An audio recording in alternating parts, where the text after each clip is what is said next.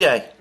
Today is Tuesday, 27th August, and we're getting more news from the Ukrainian and, by the way, Kursk battlefronts, and they again appear to speak a story of acceleration in the rate of Russian advance in Donbass, and perhaps acceleration of some kind of a Russian counterattack, perhaps underway in Kursk, though, as I said, it's very difficult to get a complete understanding of what is going on there.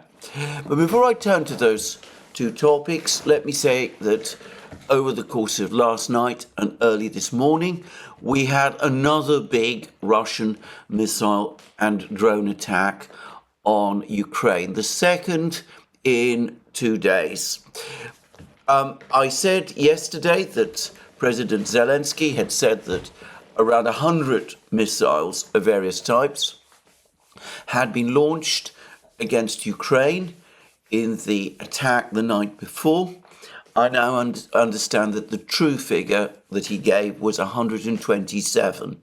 And I'm going to go with that. I don't see that there's any reason to doubt it. That would make it, certainly in terms of numbers of missiles, one of the biggest Russian missile attacks, but perhaps not absolutely the biggest. But in terms of the power of the missiles and the sophistication of the attack, well, it is hugely advanced over the already very powerful missile attacks that the Russian Air Force conducted against Ukraine in the autumn of 2022 and in the winter and early spring of 2023. Those attacks, as I well remember, were conducted almost exclusively with KH-101 and Calibre subsonic cruise missiles. Then the Geranium-2 drones started to appear. Now the latest attacks have become much more complicated and far more sophisticated. Kinzhal hypersonic missiles were used both last night and in the attack the night before. I'm not going to try and estimate the number, but several were. It seems that KH-2232 missiles were used as well. Iskander-M ballistic missiles also were involved. Shorter range missiles participated too. And of course the KH-101s and the Calibres were also used. And I suspect that the drones that were flown by the Russians probably included drones that were different from the classical Geranium-2 drones. The Russians have shown us different types of drones now, more advanced drones than the original Geranium-2s, but I don't know very much about that. Anyway, one way or the other, the Ukrainians have produced, of course, the usual claims about large numbers of Russian missiles having been shot down, but the images from Ukraine and the effect on the Ukrainian energy system, the power blackouts, the sense of alarm across Ukraine, the problems with water supply in some areas, well, they tell a different story. And the same, I suspect, is true of the strike that took place last night and this morning. Again, the Ukrainians have provided numbers for the types of missiles they shot down. They claimed, by the way, that in the previous strike they shot down one Kinzhal missile. I think that is most unlikely myself, but then what do I know? They admit that last night they were unable to shoot down any, and it does seem that several Kinzhal missiles were again shot down. As the German journalist Julian Röpke points out, every so often, every couple of months, whenever there is a hiatus in the launching by the Russians of missiles against Ukraine, you see the same story trotted out that the Russians are running out of missiles, that they're running out of components to make the missiles, that they've exhausted their arsenals, that the Russian missile offensive is almost run down, and sure enough, the missile strikes then resume with even greater power and ferocity. And by the way, just saying, a couple of weeks ago, I remember reading an article in The Economist, which was based on the research of a fellow of the Jamestown Foundation. I'm not going to name him. I don't want to be rude or unsympathetic. Anyway, he was predicting to The Economist that in late August, because of the enormous armoured vehicle losses that the Russians had suffered, Russian offensive operations in Donbass would begin to run down, that the Russians would not be able to sustain their offensive. And as we will see, we're now in late August, and in fact, far from the offensive in Donbass running down, it's intensifying. It is accelerating, and there's been fairly dramatic news about that. Now, lots of bloggers and reporters are now providing long lists of the facilities, the production facilities, and the energy systems that the Russians have attacked over the last 2 days. And I'm not going to go over those. What I would say is that the Russians were clearly targeting the transfer stations. These are the stations that are used by Ukraine to transfer energy, electricity, from the 3 nuclear power stations, which the Russians have said that they will not attack, and which are now producing pretty much practically all of the electricity that Ukraine still produces. Anyway, the Russians attacked those transfer stations, which will of course complicate Ukraine's ability to move electric power around the system. Now, the stations can be repaired. There have been problems of compatibility with Western electricity systems because, of course, these were built to Soviet and currently Russian specifications during the era of the Soviet Union. But more likely than not, the Ukrainians will be able to repair the stations, but more attacks will come, more damage will be done. The stations will become more difficult to repair, the energy supply will become more fitful, and the problems for the Ukrainian people will accumulate. And I have to say that this is an aspect of the war that many people don't particularly like to discuss. But I was reading a report yesterday that in some parts of Ukraine, because of the collapse of the energy system, there are now difficulties in obtaining secure supplies of fresh water. Now, the Russians are, of course, justifying these strikes on the basis that the electrical systems provide energy for the Ukrainian military-industrial complex and also for the rail transportation system, which is used by the Ukrainians to transport troops and supplies. And by the way, there's no doubt that is true. But I'm going to say this, constantly talking up the efficiency of the Ukrainian military-industrial complex, which in my opinion must by now have been reduced to almost minimal levels of efficiency. And also talking up Ukraine's successes in developing new weapon systems, and President Zelensky is now talking about a cruise missile that Ukraine has developed. It looks superficially rather like the Tomahawk cruise missile. Maybe it's a copy of the Tomahawk, who knows? But anyway, talking about those sort of achievements, talking also about Ukraine's extraordinary success in shooting down Russian cruise missiles, which such success, to my mind, is contradicted by the facts on the ground. One of the things it is doing is that it is taking away attention from the hardships that the Ukrainian people are suffering as a result of these attacks. It also, by the way, provides further grounds or further excuses, if you prefer, for the Russians to carry out these attacks.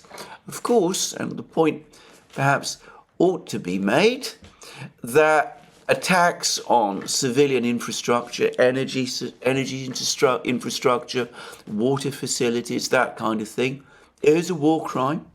The fact that the Russians say that the Ukrainians have been doing it as well doesn't make it any the less a war crime when the Russians do it.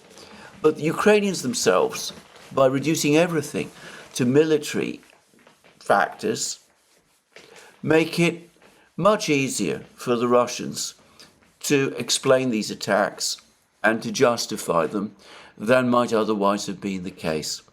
I ought to say, just to redress, if you like, a balance, that it does still appear as if the Russians are careful not to attack civilian buildings. As of the time of making this program, as I understand it, the total number of Ukrainian civilians killed as a result of the strikes that took place the night before and yesterday, or rather early this morning, is well below 10. And given the volume, the number of missiles and drones that the Russians have launched against Ukraine, well, those figures remain very slight. Anyway, there we are. A series of devastating attacks, almost certainly being launched in conjunction with a Russian offensive that I think is in preparation. That is absolutely my feeling.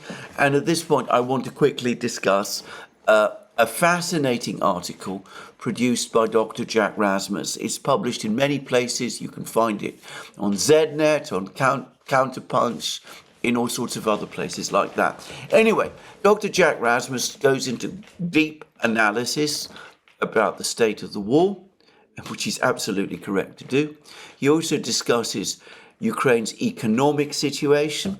He talks about the continued Russian advance in Donbass and the fact that the Ukrainians have weakened their defenses in Donbass by launching their operation in Kursk region, and that the Russians have been taking advantage of that fact, and that as a result they have accelerated the pace of their advance in Donbass, even as the Ukrainians find that there are no strategic objectives that they can attain in Kursk with the nuclear power plant, if that was the Ukrainian objective, now firmly beyond their grasp. And that I think is irrefutable. Dr. Rasmus also says that the Ukrainian economic situation is now critical. Ukraine is now in a default situation. We're going to come to the implications of that shortly, but that it is in a default position. And he also speaks about, and this is, I thought, the single most important point in the article, that we are in effect, I hope I'm not misreading it exactly, but he talks about the conflict now being at a tipping point, that we have now reached the point where the situation on the battlefront, the situation in the economy, the general situation in Ukraine is such that the deterioration is going to accelerate and accumulate, or compound if you prefer, almost regardless of what Ukraine now does. And that is my feeling also. I was saying some weeks ago, back in the summer, that I think that I was, at that time, this is before the Kursk operation, following closely the events on the Ukrainian battle lines in Toretsk, in Покровsk, in other places. And I was saying that my impression was that many people in the West did not understand how bad Ukraine's situation on the battlefronts was becoming and how it is deteriorating, how rapidly it is deteriorating. And by the way, I extend that to Western governments. And I think that my perception as well is that we have now reached the tipping point, or will do so very soon, perhaps after Покровsk falls. And I think that Dr. Rasmus is correct in making that point, or sensing that that point is being reached as well. By the way, he makes one further point, which is about the size of the armed forces on each side, that we've gone from a position, well, this is my take, but it chimes or rhymes, if you like, with Dr. Rasmus's point. We've gone from a position in 2022 when, in the summer, the Ukrainians significantly outnumbered the Russians and perhaps continued to do so through 2023, to a point at the end of last year when there was rough equivalence in numbers on each side. Not, of course, in munitions, in artillery shells, in tanks, armoured vehicles, aircraft, or anything of that kind. But steadily, over the course of this year, with each side enlisting more and more troops in its army to the extent that it can do, the balance has now started to tilt, and tilt disastrously from the Ukrainians in the Russians' favour. And Dr. Rasmus says that by the end of the year, the Russians are likely to have a force of around 1 million men along the entire war front, whereas Ukraine will probably be stuck at something like 320,000. That would be a 2-to-1 superiority. Perhaps the Ukrainian forces are going to be a bit bigger and the Russian forces are going to be a bit smaller by year end.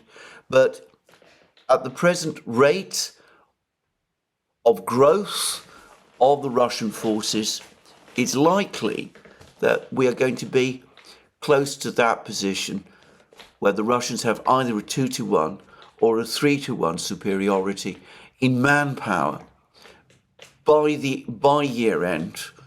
And of course, when that happens, it's difficult to see how Ukraine can continue its resistance for much longer. Now,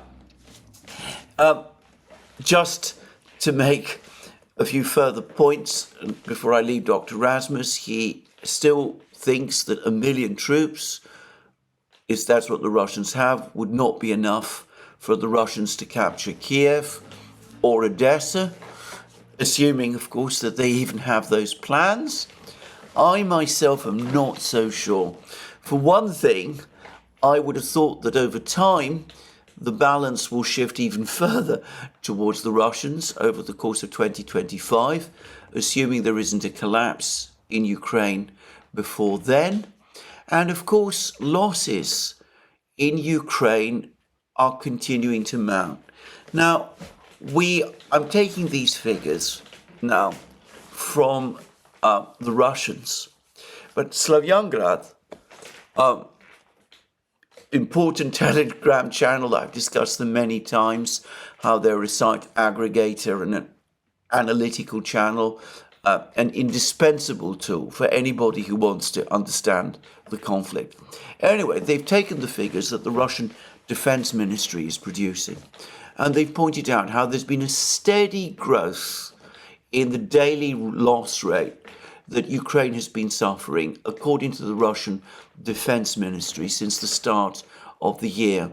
So we'd got from a situation at the start of the year, the time of the battles of Avdiivka, where Ukraine was losing several hundred men a day, to a point now when the Ukrainians, according to the Russian Defense Ministry, are losing around 2,000 men a day. Now, again, let me stress, these are dead and wounded.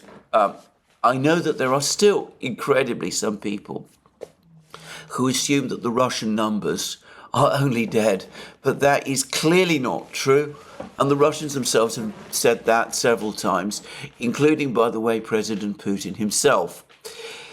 However, 2,000 men killed or wounded, and by wounded, I mean significantly wounded, so that they have to be taken out of the battle lines and receive treatment either in rear unit stations or in hospitals further in the rear.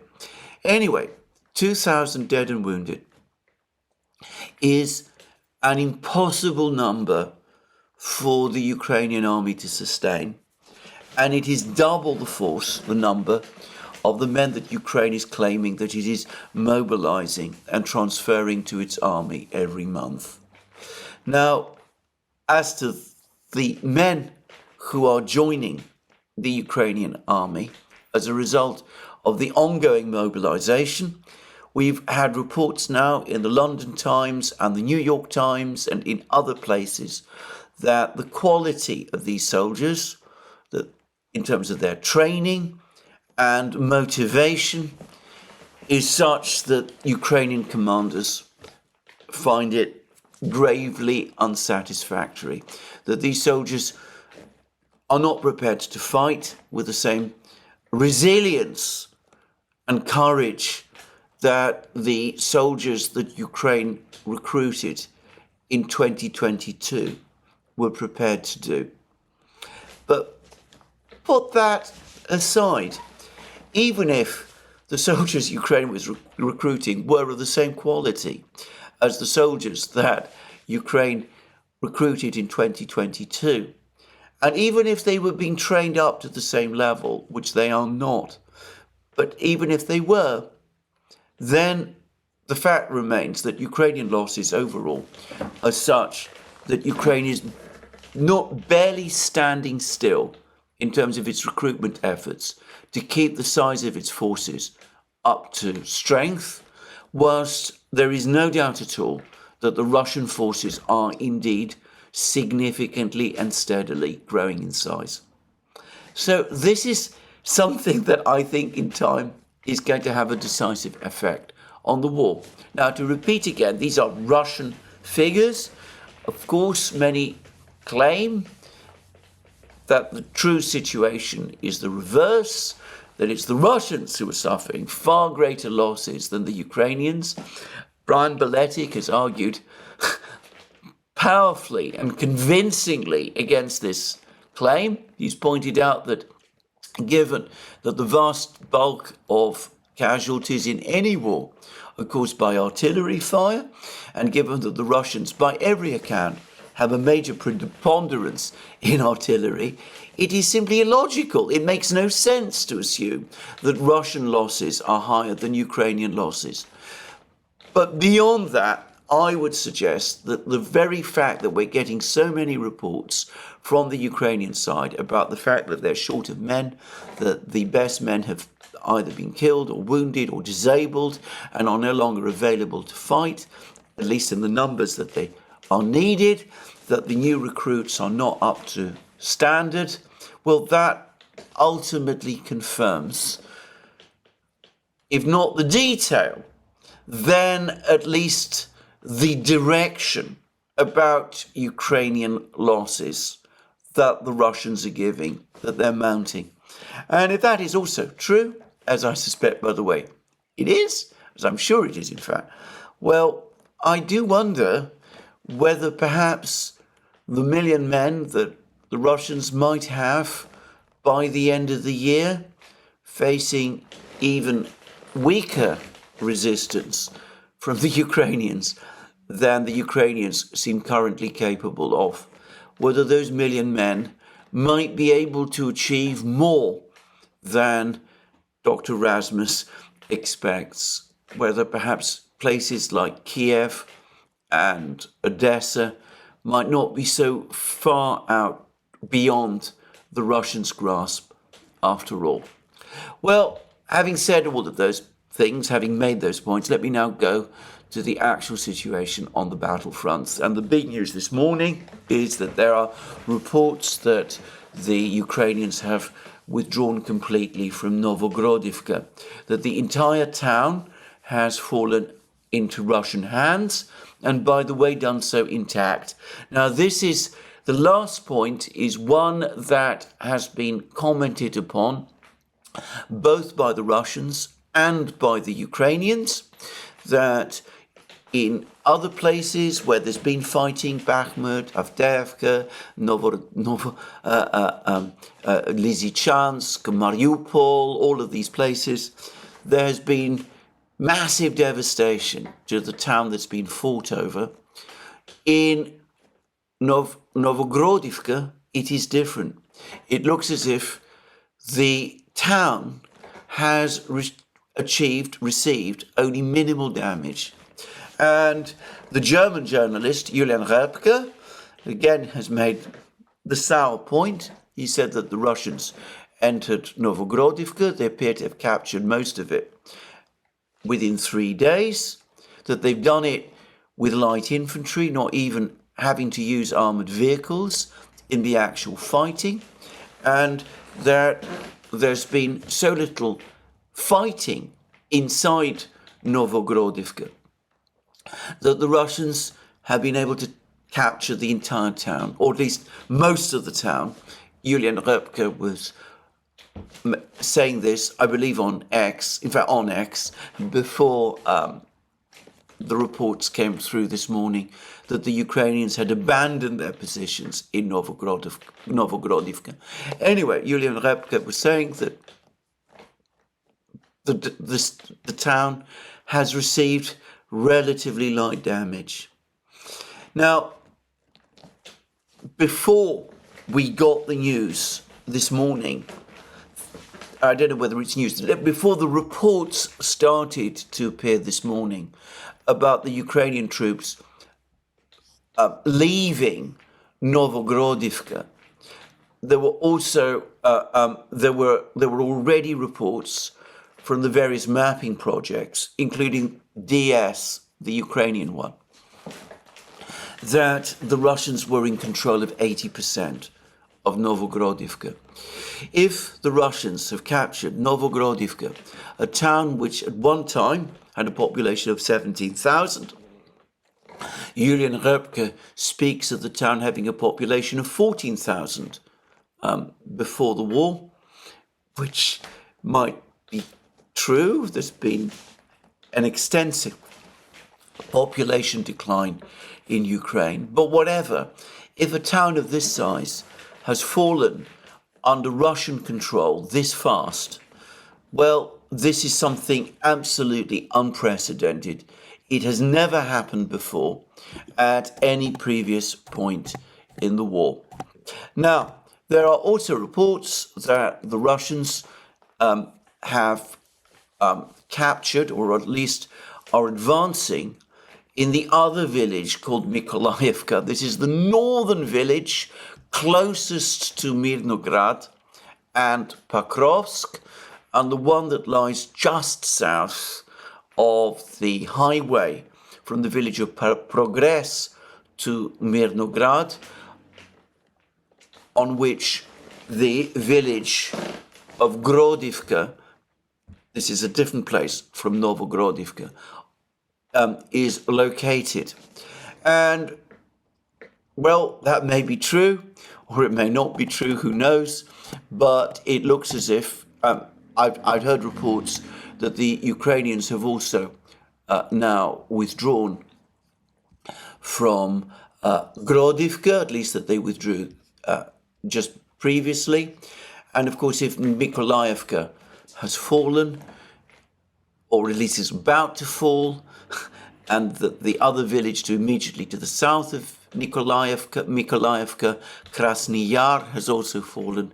Well, in that case, it's inconceivable to my mind that the Ukrainians would want to defend themselves in Grodivka. They would be at real risk of being surrounded if they were. But the news close to Pokrovsk continues to be very bad, because there's now the first reports that the Russians have resumed some kind of offensive towards Vozdvizhenka village to the east of Mirnograd, and that they're preparing to capture Vozdvizhenka itself. One wonders how many Ukrainian troops are still in this village, whether by now perhaps they've all been pulled back to Pokrovsk itself. Who knows? I'm not, as I said, going to try to speculate.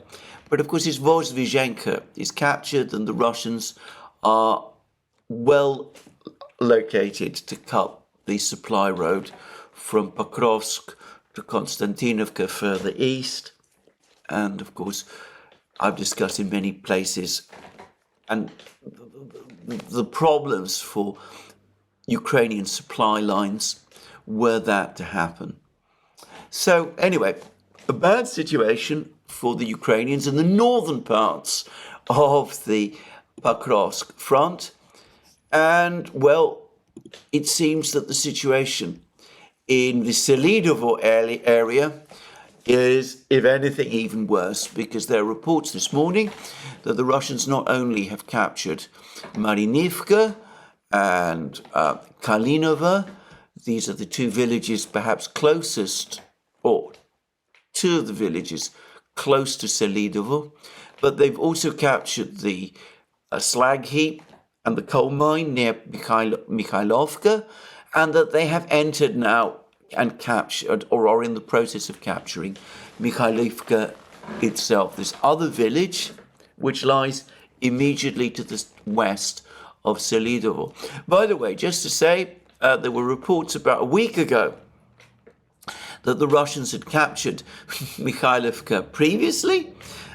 Those reports are premature. Maybe they were just puffs. We get lots of those. People place the Russians far ahead of where they really are. Or it could be that Russian reconnaissance units probed Mikhailovka about a week ago, but the main force of the Russian army has only now reached Mikhailovka and is in the process of storming this village. Now, as the Military Summary channel pointed out, either yesterday or this morning, Mikhailovka, this village, is really a suburb of the town of Selidovo. There's a continuous built-up area leading from Mikhailovka into Selidovo itself. So if Mikhailovka is captured by the Russians, then they can advance through the residential buildings into Selidovo, and the battle for Selidovo will also have begun. But again, there's also even worse news than that, because there are now reports that the Russians have crossed the M04 highway. This is the highway that links Mirnograd with Karlovka further south, where the Ukrainians have been putting up a rearguard action. Anyway, according to Ukrainian mapping projects, the Russians, having captured Kalinovka, have not only crossed this highway and presumably taken control of stretches of it, which would put the Ukrainian troops in Karlovka in a desperate position. Most likely they will have to evacuate, and there's some reports that they're planning to retreat to a village to the south called Galitsinivka. Anyway, that's my pronunciation. I'm probably not pronouncing the name of that village correctly. But anyway, the Russians have not only crossed this road, but are in the process of storming another village called Menrik, and that they are also now looking to attack a small town south west of Menrik called Ukrainsk. If the Russians do all of these things, then of course they're in a position to attack Selidovo from the south as well, which is, by the way, what the Ukrainian oligarch Rinat Akhmetov, who owns all the coal mines in this region, has previously warned against. And of course, if the Russians were to reach Ukrainsk, well, they would be the prospect of a link-up with the Russian forces that have been pushing westwards from Krasnogorovka, where the Russians have already captured the main metropolitan area, and it's likely that other places like Kurakhivka, which is not the same as Kurakovo, by the way, would fall rapidly to the Russians as well. Anyway, the long and the short of it, of all of this, is that Ukrainian defences around Mirnograd and Pokrovsk are collapsing. Now, this remains, Pokrovsk and Mirnograd remain the big places in this area. Novogrodivka had a pre-war population that at one point reached 17,000. Selidovo had a pre-war population that at one point reached 10,000. The combined population of the Pokrovsk and Mirnograd conurbation is around 100,000. But it looks as if all of the key locations around these two towns, Pokrovsk and Mirnograd, are falling one by one, that the main communication lines are collapsing, and that the Russians are preparing an advance into Pokrovsk and Mirnograd, and that the defences in this area are weak. The Ukrainian defences in this area are weak and are breaking. To repeat again, it looks as if the Russians have stormed Novogrodivka in the face of extremely light resistance from the Ukrainians. Perhaps the Ukrainians are keeping their best troops back in places like Pokrovsk to defend Pokrovsk itself, though that would be very uncharacteristic of the way in which the Ukrainians conducted operations up to this point. Perhaps, as the military summary channel also suggests, they're planning to make a stand in a coal mine and slag heap located immediately to the west of Novogrodivka, which apparently towers over this entire area, and which provides strong sight lines all the way towards Pokrovsk itself. My own view is that the Ukrainians have completely failed to make strong defences in the coal mines and the slag heaps. So it's likely that the Russians will be able to surround these coal mines and slag heaps and capture them, and they've been able to do that repeatedly throughout these battles. So maybe that is the Ukrainian plan, however, and maybe it will be successful in some way. But so far, all the facts tell a completely different story of the Russians mopping up all of the various big places and small places around Pokrovsk and Mirnograd and preparing for an assault on these two towns, this conurbation. And of course, if Pokrovsk, Mirnograd are lost, then I'm going to suggest that it is going to be all but impossible any longer for people in the West to go on pretending that the war in Ukraine is going well and that the Ukrainians are winning it. Now, on that topic, let me just also go back to Julian Repke. He may be a fervent supporter of Ukraine, but he is also, to my mind, one of the most level-headed and factual reporters that the Western media still has. He has straightforwardly admitted the truth that in the war in Ukraine, it is the other side, the Russians, who are clearly winning. Anyway, that's the Pokrovsk area. Rapid Russian advances. And to repeat a point I've made earlier, there's a number of things, in fact, to say. Firstly, that in the Pokrovsk area, now it is the regular Russian army that is engaging in these operations. It is not this complex medley of paratroopers, Marines, former Donbass militia, Chechen fighters, and Wagner forces. We're talking here about the actual Russian army, which is conducting these advances as they push westwards. Regular units of the regular Russian armed forces, commanded by General Mordvichev and making up group of forces west. There is some former Donbass militia there, but my understanding is that the by now very capable units of the Donbass militia, their major fight at the moment is in Toretsk. So that's one thing. The other thing is that there's lots of pictures of the countryside where the battle for Pokrovsk and for this whole area is playing out. And this is open steppe land. There are wooded plantations, there's occasional tree lines, artificial tree lines, undoubtedly planted by the local farmers over the course of the decades that agriculture has taken place there. But basically we are talking about open steppe land.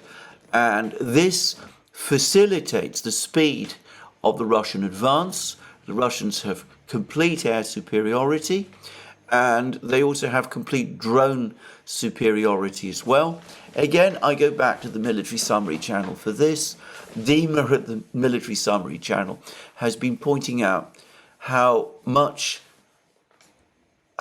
far the Russians have been conducting a drone offensive against Ukrainian armored vehicles in this area, with the Ukrainians trying to send reinforcements and armored vehicles and trucks up the various supply roads.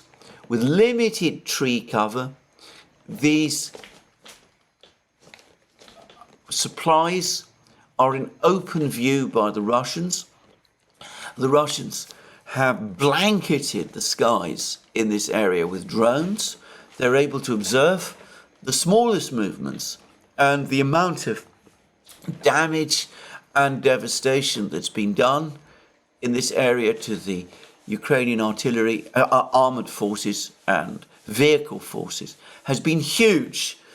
And because this is open country, it is perhaps the closest that we have seen up to now anywhere in the war to the popular image of what an armoured or mechanised offensive in modern war is like, with rapid movements by significant forces, pushing hard, pushing westwards, breaking down opposition, supplemented with very powerful air power, able to drive forward before a resistance that is finding it impossible to stabilise or to organise. So, just to say, it's a very different landscape in the north, by the way, in Kursk and Kharkiv region, and we'll come to that eventually. There, it's much more hilly and far more heavily forested, and there are, of course, lots of streams and rivers there. You'll notice that there don't seem to be any in the Pokrovsk area specifically. Anyway, let's move on and talk about other places, because there's also been news from Toretsk. Now, there's lots of news from Toretsk, and it's not always easy to understand. The Russians seem to have been in the process of completing the capture of Druzhba, village to the northeast of Toretsk. They have clearly broken into Toretsk. They've captured the area of the high-rise buildings. They've captured, it seems, the two coal mines that lay to the south of Toretsk. There now there's claims that there's a third coal mine and slag heap that they still need to capture. There is, however, a very heavy fortified position that the Ukrainians have established, which is the Toretsk prison, which is, as one might expect with prisons, a heavily constructed, massive structure with stone walls and thick walls. In other words, a natural fortress. And no doubt there will be a significant battle for this place, and the Russians sooner or later will capture it. Heavy walls like this are exactly what the terrifying Fab 3000 bombs that the Russians are now using on the battlefronts were designed to destroy. Just saying. Now, we've had, however, desperate requests from Ukrainian troops in the Toretsk area, from the men, specifically the 115th Mechanized Brigade. They're talking about an absolutely desperate situation in Toretsk. They're saying that they're getting contradictory and irrational orders, that they're terrified of fulfilling those orders, and they're also terrified of the consequences for themselves if they don't fulfill them. And they're pleading for help. And interestingly enough, they're pleading for help not just from their commanders and for their commanders to listen, but they're going over the heads of their commanders. And they're pleading for help from Ukrainian civil society. Now, for me, this is an interesting series of comments, not for two reasons. Firstly, it does demonstrate how bad the situation in Toretsk for some Ukrainian troops has become. They're talking about the situation there being hellish. It reminds me a lot, by the way, of some of the comments that were made by Ukrainian troops who were trying at the start of this year to defend themselves in Avdiivka. But these Ukrainian troops also confirm that significant numbers of Ukrainian troops further south, apparently in the Zalizny and New York areas, are now surrounded by the Russians. That the Russian advance has been so fast in this area that Ukrainian troops have been left behind, that there was never proper orders given for retreats from undefendable positions. Those orders were not given in a timely way, and that there are significant numbers of Ukrainian troops who are trapped. How many they are, where they are exactly, I'm not going to try and guess. There's rumors that some of them are still located in some of the factory buildings inside New York. I'm not going to try to speculate. To the extent that some people are claiming that there's been a slowdown in the Russian advance in the southwestern part of Toretsk, the advance in the eastern part continues unabated, though it has to contend with the problem of the prison. But anyway, the need to storm this prison. But anyway, to the extent that there has been a slowdown in the fighting in southwestern Toretsk, or the Russian advance in this area, I suspect that the reason for it is simply that the Russians have to first of all deal with these Ukrainian troops who are now surrounded. I wonder whether these Ukrainian troops who have been sending these desperate messages from the 115th Brigade are amongst those troops who have been encircled, whether they aren't pleading for support prior to their own decision to surrender. Just saying. Anyway, we will probably get more news later from the situation there as well. And if we push on and move eastwards, well, it seems that the Russians have indeed crossed the the aqueduct in the area of Kurdyumovka, that they are advancing in this area as well. I suggested that it might be an operation to outflank the Ukrainians in Toretsk. Who's to say? We will see. But anyway, there is a Russian advance in this area too. And there are also more reports that the Russians have advanced more deeply into Chasiv Yar. But let's now turn to the situation in the north, in Kharkiv and Belgorod and Kursk regions. Now, to make, again, the further point, this is a very different landscape from the landscape that you have in the south, in the area around Pokrovsk. Pokrovsk, as I said, it's open fields, steppe land, prairies, if you want to use an American analogy. The Russians can observe things very clearly. It's still summer, the ground is hard, it's good conditions for tanks and armoured vehicles to move very fast. In the north, the landscape is completely different. It's heavily forested. There's especially large forests, apparently, on the Kursk-Sumy border.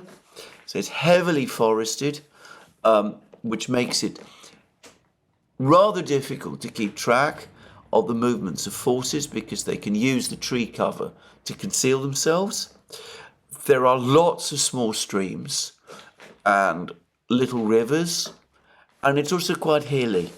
So we're talking about a very different landscape, one which, to say it quickly, tends to favour the defender, though it ought to be said that in preparing their Kursk operation, the Ukrainians also made use of the forest cover to conceal the presence of their forces before they crossed into Kursk. Now, early this morning, there were lots and lots of reports circulating that the Ukrainians had launched another attack on Belgorod region and had conducted attacks in the checkpoints along the border of Shebekino and Nekhoteyevka. Now, early this morning, Redovka, Russian newspaper, they telephoned people in the areas of these checkpoints, telephoned Russian people, I should say, in the areas of these checkpoints, and they denied that there was any fighting of any kind going on there. And we now have this comment about these battles from Group of Forces North. They say this, regarding the battles, and they put the word battles in quotation marks, near the Shebekino and Nekhoteyevka checkpoints, there are no battles or breakthroughs at the Shebekino checkpoint. To see this, just look at the territorial control map. Well, that's, of course, their map. There is no large-scale attempt at a breakthrough. Our artillery worked on the enemy's sabotage and reconnaissance groups east of the village of Kazachaya Lopan. That's located in Sumy region, by the way. The enemy has been making such forays for several days now. We wrote about them in our morning reports. We do not relax and are ready for any possible development of events. Well, the Group of Forces North, in other words, is denying the claims that there have been any Ukrainian breakthroughs into Belgorod region. They're in fact going further. They're saying that all claims of Ukrainian attacks in these regions are basically fake news. This may be true. It may be that more is going on than Group of Forces North are conceding. On balance, I think that what Group of Forces North are saying is probably true. There's probably continues to be probing attacks by the Ukrainians. Someone has inflated this into a Ukrainian breakthrough. I've seen that in the Western media, a Telegram channel, a Russian Telegram channel called Marsh, is supposed to have been the Telegram channel that basically talked up this story. I'm going to say straight away that I've never heard of this Telegram channel before, which makes me wonder whether it's even actually Russian. Just saying. But anyway, it looks as if the story is not true. This is what Group of Forces North are saying about the general situation in Kursk region. They say in the south of Sudzha district, we went on the offensive and destroyed the Ukrainians. The enemy tried to counterattack, but had no success, losing up to 20 fighters killed. They provide no details as to exactly where all this fighting is taking place, but it appears to have been around the village of Ruskaya Konopielka, and there are also reports that a village called Borki has now come under Russian control. And of course, the Group of Forces North has been writing recently as if Borki was under Russian control, so that is probably true. Anyway, that's what they say about the fighting there. Now, they also then talk about the situation to the north of Sudzha. And it's important to say that this is where the main fighting appears to have been taking place. They say to the north of Sudzha, we liberated Nizhnaya Parovaya and repulsed Ukrainian attack on the Kamyshevka settlement with up to 45 troops on 6 armoured vehicles. Up to 20 enemy troops were killed and 2 armoured vehicles were burned. Now, the interesting thing about this place, and by the way, it's been also confirmed by Abdi Alaudinov, is that this appears to be a tiny place. Again, I can't myself find it on a map, but I've seen it from other places, that it seems to have been to be located somewhere to the north of the 2 villages of Ruskoye, Porechnoye and Cherkaskoye, Porechnoye. Now, various mappers for some time have been claiming that Ruskoye, Porechnoye and Cherkaskoye, Porechnoye are under Ukrainian control, but as I've discussed many times, Group of Forces North and the Russian Defense Ministry seem to be saying otherwise.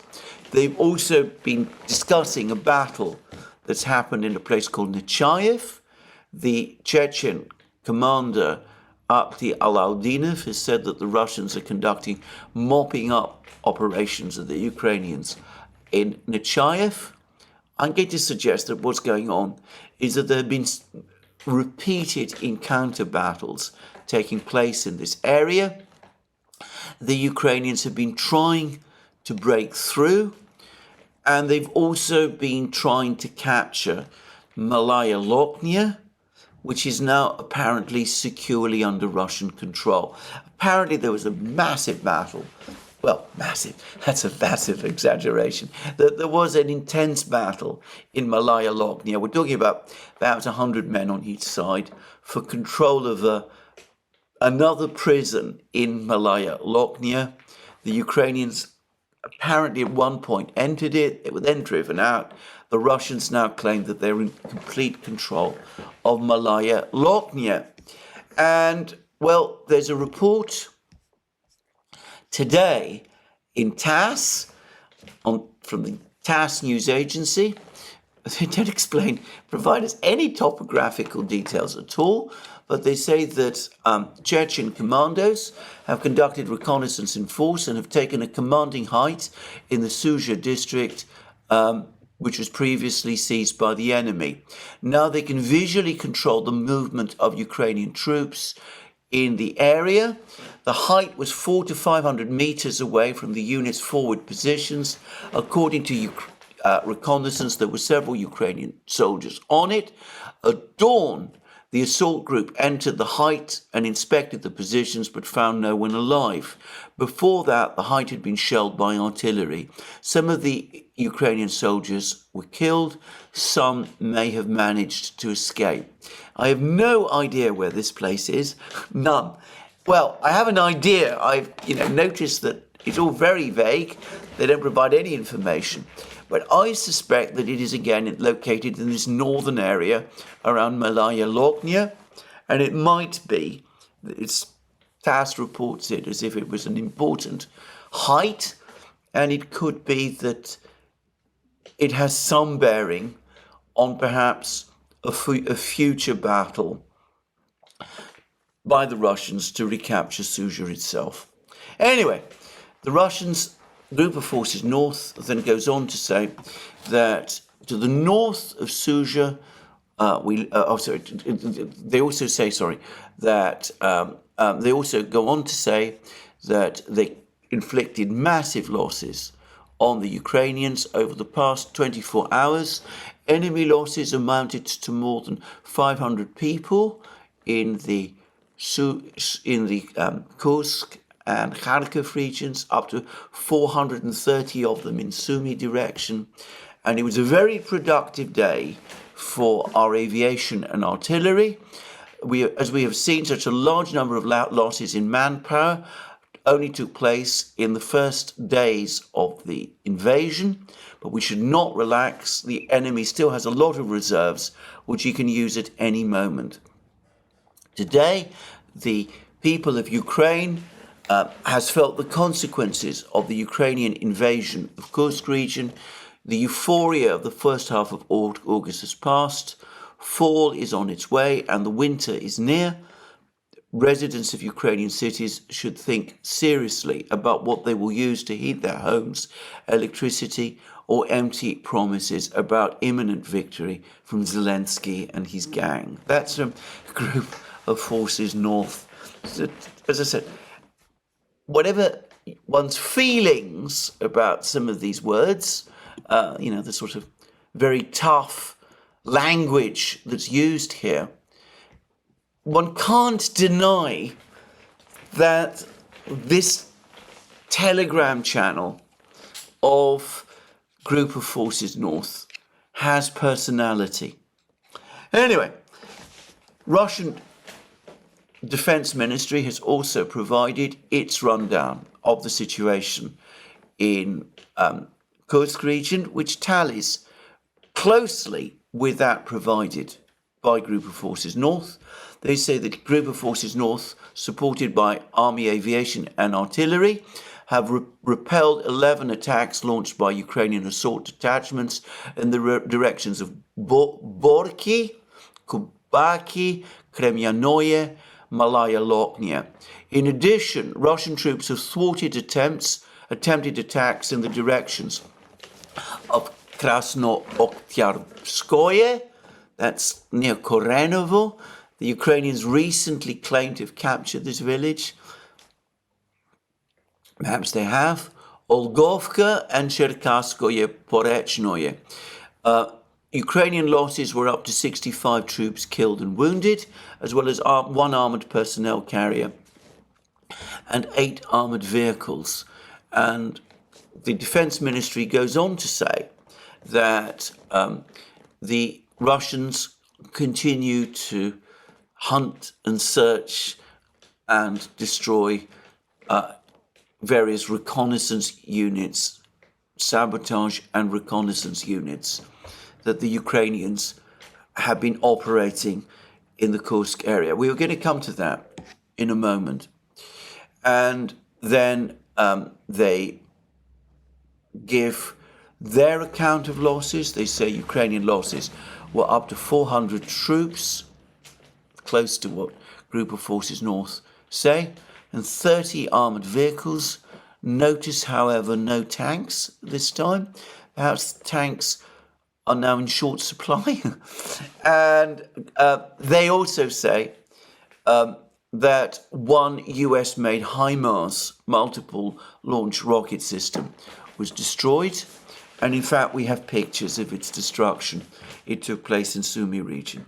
And they give the total losses of the Ukrainians in the Kursk offensive, which, bear in mind, has been underway now for just 3 weeks, at 6,600 troops killed and wounded, 73 tanks, 34 infantry fighting vehicles, 62 armoured personnel carriers, and 432 armoured vehicles, as well as 4 HIMARS systems and 5 surface-to-air missile launchers, including 3 Patriot systems. So, not only does it seem that the Ukrainians are unable to advance further in Kursk, but the Russians are, based on these reports, perhaps undertaking some kind of counteroffensive. Not yet, perhaps, a sustained attempt to drive the Ukrainians out, but as I said previously, there's clear signs now that mechanized units are being deployed to the area from within Russia. And, well, perhaps the capture of the commanding height that TASS was talking about is important, or perhaps not. Who knows? But it does seem as if the Ukrainian advance has been stemmed and the Ukrainians are suffering very heavy losses. So that, it seems to me, is the state of the war. I'll come back to what Dr. Rasmus's article, as I hope I'm interpreting it correctly, but certainly I feel that a kind of tipping point is close to being reached. To the extent that the Ukrainians have any strategy left, it does seem to be, to me now, to be purely an attempt to try to cross Russian red lines by getting the Americans to authorize missile strikes deep into Russia itself, Russian territory, knowing that the Russians have made that a red line and will respond, and hoping that this will somehow provoke a wider conflict which will draw the Western powers in. That seems to be the entire strategy, the only strategy in this sort of situation that Ukraine has left. There are some other hints that the Ukrainians might be looking for further attempts to widen the war. 2 days ago, they sent a very threatening demand to Belarus, saying that the presence of Belarusian troops on Ukraine's northern border was unacceptable, and demanding that Ukraine withdraw these troops, that Belarus withdraw these troops. Andrew Karibka, who's a commentator who's, by the way, written pieces for the Duran in the past, suggests that the Ukrainians might even be planning an offensive against Belarus towards the town of Gomel, which would be an extraordinary step for the Ukrainians to take. First of all, the Belarus military may be relatively small, but by most accounts it's well trained and fairly well equipped, and there are Russian troops in Belarus, and we know that there are Russian tactical nuclear weapons stationed on the territory of Belarus. Just saying. So it'd be an incredibly reckless thing for the Ukrainians to do. And all that it would do, it seems to me, if they were to do something like that, is that they would be stretching their lines still further. It would be completely illogical to do from a military perspective. But, of course, if your entire strategy now is to try to escalate the crisis, involve the Western powers, drag the Western powers into the war, well, one can see maybe that might make some kind of sense, though I can't really see that it would make much sense in practical or real terms. Anyway, I ought to say that apparently Zelensky has sent his defense minister, Umerov, and his chief of staff, his own civilian chief of staff, Yermak to Washington, apparently to try to plead for the decision to allow these missiles to be used in that kind of way. According to Politico, there is still considerable resistance to this idea within the American leadership. They're saying that it makes no military sense. There are no targets that Ukraine could hit. The Ukrainians are supposedly coming up with targets. It's not clear what those targets are. My own view is that what the Ukrainians want to do is to use these missiles to attack power stations, nuclear power stations and things of this kind. Almost certainly these locations now are heavily defended by Russian surface-to-air missiles and air defense systems. And besides, we have reports that Mr. Grossi of the International Atomic Energy Agency is now due to visit the Kursk nuclear power plant. And that I would have thought ought logically to make the Americans a bit wary of committing to this plan. But I think that sooner or later the Americans will do that which they always do, which is agree to these Ukrainian proposals, unwise though they think they are, both in military terms and in strategic terms. Doing otherwise will annoy the hardline neocon establishment in Washington and London, and the administration never wants to break with those people, however unwise or impolitic or dangerous or reckless these actions will be. The Russians will respond. They will facilitate attacks on American positions across the Middle East. They can, and they will. And perhaps in other places too. It's an incredibly reckless and ill-conceived idea. But I think that with the tide of the war going so strongly in the Russian favour, not just in the Donbass, but perhaps things are beginning to change direction in Kursk region as well. I think that the Russians are not going to jeopardise their victory by playing to the game that the Ukrainians want to play, which is one of escalation. Not at this point. A few months ago, when this idea was first floated, at the start of Russia's Kharkiv offensive, back in May, it might have been different. But now, at the end of August, with the Russians outside Pokrovsk, some put them 2 kilometers away from Mirnograd. I don't see why the Russians would want to risk all of that when the Americans themselves concede that the escalation that is being demanded makes no military sense. Just to also say, by the way, that I noticed that Politico is also saying that ATACMS missiles are in short supply. Previously, when the United States started to supply ATACMS missiles to Ukraine, there were reports that Raytheon had resumed production of ATACMS missiles, which to my knowledge ceased back in 2006.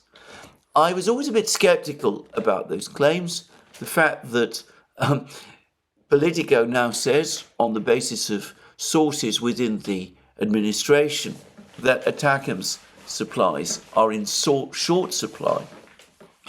That makes me think that that earlier claim about resumed production of ATACMS missiles, like the many claims about increased artillery production, were not just exaggerated, but in this case plain wrong. No ATACMS missiles have been made in the United States since 2006. And the supply, by supplying ATACMS missiles to Ukraine, the US is again depleting its arsenals. Just saying. Now, I want to finish with 2 articles which have appeared. One by Alex Kramer, economic commentator, somebody I know, by the way, I appeared on programs with him, somebody who's been on the Duran, and someone that I have a very, very high respect for. Now, he's written a very interesting piece discussing the situation that currently exists in Britain.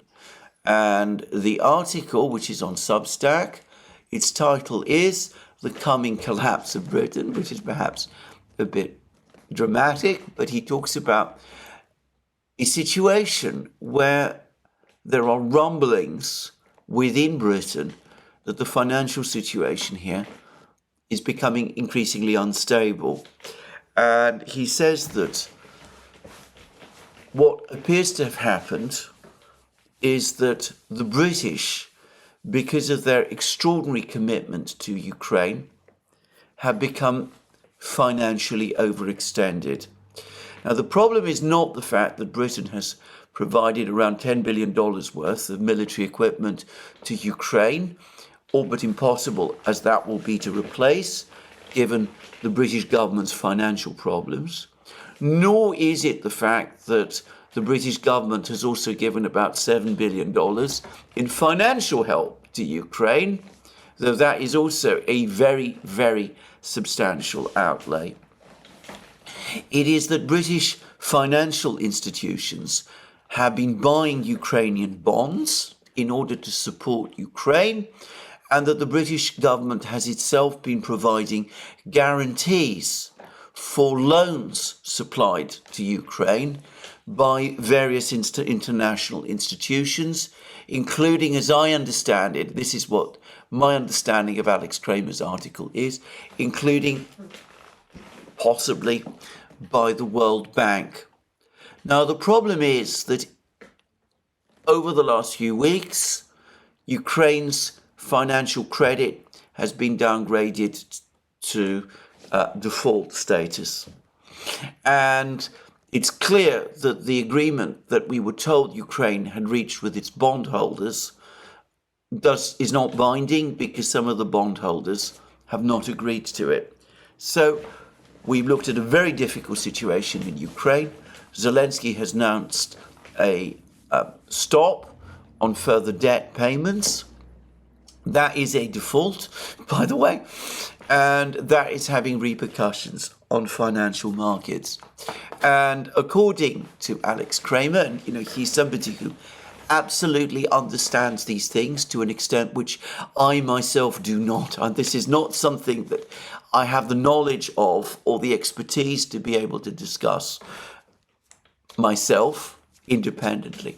But according to Alex Kramer, the result has been that the financial system in Britain has come under great stress, and that the Bank of England has been forced to take action to try to stabilise the situation in the financial system in Britain, which remains extremely precarious. Now, I want to stress, I don't know for a fact that this is true. It may be. It might explain some rather odd facts about the political situation in Britain at the moment. The incoming Labour government is talking about the need to take severe austerity measures in its forthcoming budget in the autumn. They're talking about a very bad situation in the economy and a very bad situation in the government finances. Now, there's been some bafflement about this because though it's true overall that the situation in Britain is far from good, over the last couple of weeks, there has in fact been a kind of uptick in the performance of the British economy. Some degree of growth appears to have returned. Nobody can quite understand why, but anyway, there it is. The economic situation on the surface does not appear to be quite as bad as the British government is saying. And given how fragile the economic outlook is, talking in this very pessimistic way about the situation and talking about cutting spending and raising taxes is probably going to depress economic activity even further and might actually tip Britain back into recession. Well,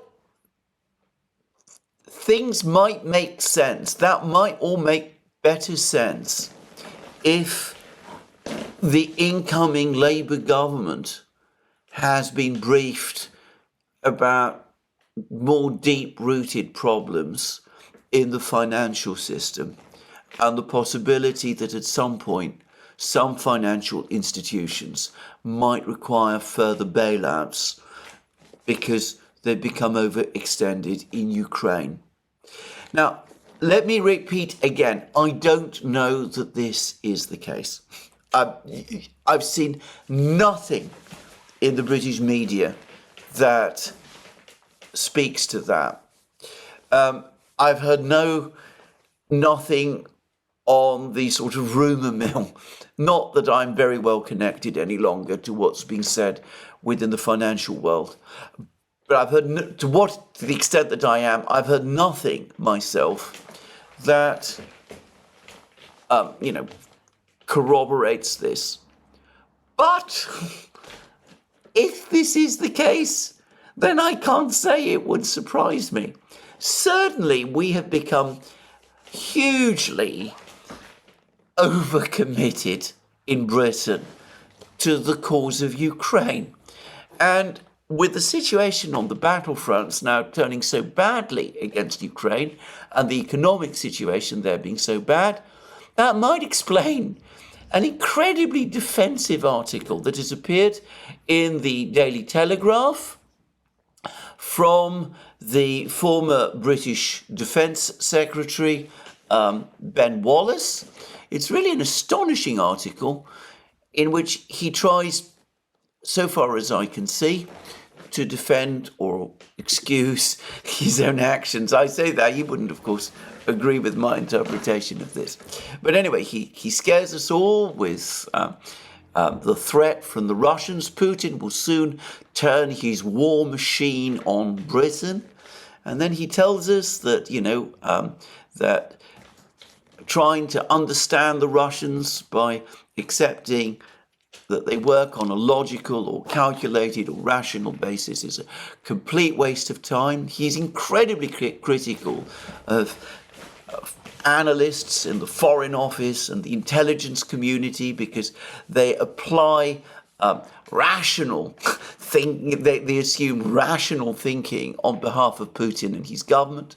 And he says this: one of the battles I had with the national security establishment in the years up to February 2022 was to persuade them that despite the intelligence reports and the wise heads, Putin was not driven by logic nor a passion to turn his country into a modern outward-looking power.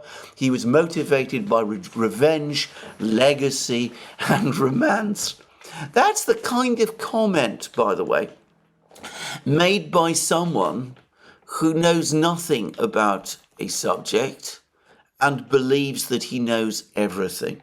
Just saying that those are the most difficult people to reason with, because when information is provided to them, they are incredibly selective. They will pluck whatever information you present them which conforms with their already formed view, and they will ignore everything else. So in the rest of the article, Ben Wallace talks about how, gives his own, I would have said myself, rather biased interpretation of certain articles that Putin has published on the origins of the Second World War and on the Ukraine conflict. Interpretations of those articles, with which, by the way, I completely disagree.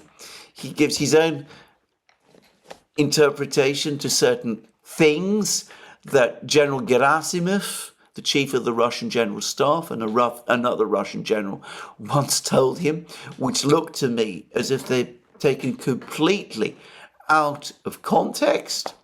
And of course, it then leads us to the inevitable view, which is that Putin and his government and the Russians are not rational, logical, sane people. They're only motivated by some sort of policy of revenge. In Putin's warped worldview, we were behind the Crimean War and the defeat of the Tsars. We were behind the rise of Hitler. We were behind the counter-revolution, and our espionage was behind the end of the Soviet Union. I haven't seen a single comment of Putin's that says anything about this. And as for the Crimean War, well, of course, Britain was indeed a party. But anyway, Britain is in Putin's crosshairs. One of the most senior members of the Russian Siloviki recently commented, "We know Britain is behind the invasion of Kursk. We weren't." Well, problem with that is that some people in Britain have sort of claimed otherwise. But anyway, never mind. But then he says, make no mistake, Putin is coming for us. We must prepare for the inevitable. And, well, you won't find anywhere in this article, anywhere, any reference to NATO expansion, the Russian concerns about that, comments about promises made by the West not to expand NATO, promises that are not kept, criticisms of that idea from people like George Kennan and Paul Nitze and a host of others. You won't find any of that there. You won't find any analysis of the internal politics of Ukraine. It's all Putin has this hatred of Britain and this lust for revenge, and the Russians do, and Putin and the Russians are coming for us. Now, setting aside an attitude towards Russia, which to me, I mean, frankly, this looks paranoid, as well as being completely wrong. I can't help but see the extreme insecurity and fear that there is behind this article. And it's a fear that you now find all over the media. You find it all over the media about practically everything. You found it in Britain. You found it in response to the recent protests. I've discussed those. You find this in response to the rise of the so-called far right in Europe. I noticed, for example, that in The Guardian today, John Kampfner refers to Sarah Wagenknecht, the leader who self-defines herself as being the left, that apparently she is far right also. That's how John Kampfner at one point in his article describes her. He describes Robert Fico, by the way, in Slovakia, in essentially the same way. Everywhere you see a sense of a Britain, or rather to be more precise, of a British liberal establishment that is surrounded by enemies. The enemy is on the door, knocking on the door, both internally and externally, and the Russians are on the way. Now, I mean, put aside how utterly irrational all this is, perhaps it is a sign that there are stresses and problems mounting in Britain, that perhaps Britain has become disastrously overextended in Ukraine, financially as well as politically and in other ways. And perhaps people like Ben Wallace, who played a central role in organising all of that, well, maybe they're beginning to become, they clearly are, becoming increasingly frightened. Perhaps that is what explains their fear. Anyway, we will see. Let me repeat again. If a point I've made many times, let's assume that Alex Craner is right. And as I said, he knows, somebody who tends to know what he's talking about. He knows what he's writing about. He's much more familiar with this world of finance than I am. And by the way, I noticed that he's been also in contact with Tom Longo, who also understands these things to an extent that I do not. Well, if we are in Britain overextended in Ukraine, the right thing to do is not to retreat into paranoia, tell ourselves that Putin is coming for us. It is to find a way of bringing the war to a stop, to find some way out of the war, to work towards a negotiated solution. That is what we ought to be doing. That is not what we are doing. And the danger, of course, is that if these reports, these claims of financial stresses are true, well, we might start paying a price for them in Britain, which might be very difficult to justify to the British people when the bill starts to be passed round. Anyway, that's the end of my programme today. Let me remind you again that you can find all our programmes on our various platforms, Locals, Rumble and X. You can support our work via Patreon and Subscribestar. You can also check out our shop, links under this video. Don't forget also that you can support our work you can support this channel by clicking the like button if you've liked this video, and by checking your subscription. Thank you again. More from me soon. Have a very good day.